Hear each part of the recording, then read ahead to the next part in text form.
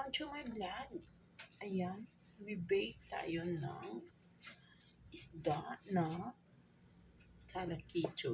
Ayan, ang ating isda. Malaki siya.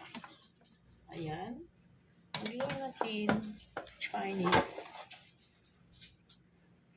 Ayan, stem natin ang fish. Ilagay natin dito ang lahat ng mga coriander para ibanig natin siya. Ibanig natin ang ating. Tapos, ilalagay natin ang ating isda. Ayan. Ayan. Lagyan natin siya ng salt.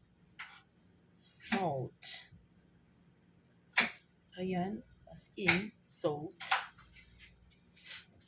Tapos, black pepper. Ayan. Ayan. Balik na rin naman natin sa kabila. Ayan. Alagyan namin natin.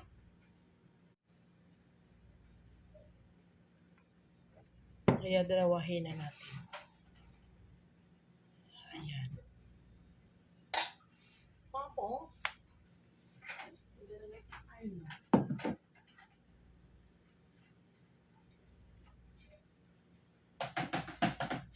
ilagay tayo ng soy sauce. Oh, ayan, na dami na. Ayan, mga bali, 2 tablespoon. Plus yung natapon, 3. Kahit any kind of soy sauce. Ngayon, lamas-lamasin na natin siya. Ayan. Ang sarap-sarap. Diba? Ayan. Lamasin natin. Ayan. Ngayon, ayan na guys, ang ating isda. Ayan. Maglagay tayo ng loya sa loob. At lagyan din natin siya sa loob ng kunting coriander. Ayan. Steam. Bago din siya, steam. Ayan. Maglagay din ng loya sa loob. Isang chili. Ayan. At white onions. Ayan, malaki ang hiwa. Okay lang. Bahala na kayo kung ano kalaki ang gusto nyo hiwa. Ngayon, ayan na. May palaman na siya. Ngayon, nalagay naman natin sa labas. Ito ang ating mga loya. Ayan. Pwede naman katakpan ng aluminum guys. Aluminum foil. At lagyan ko rin natin siya ng garlic. Mince. Ayan.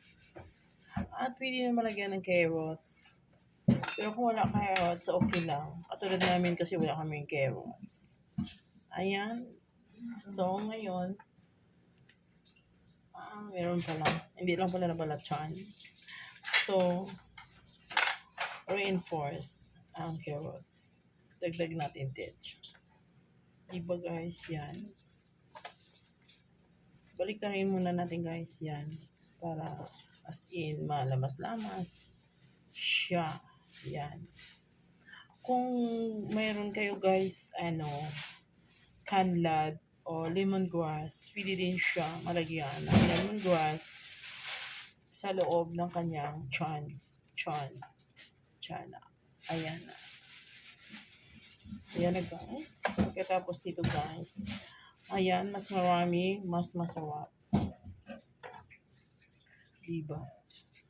Tapos, medyo anghang siya.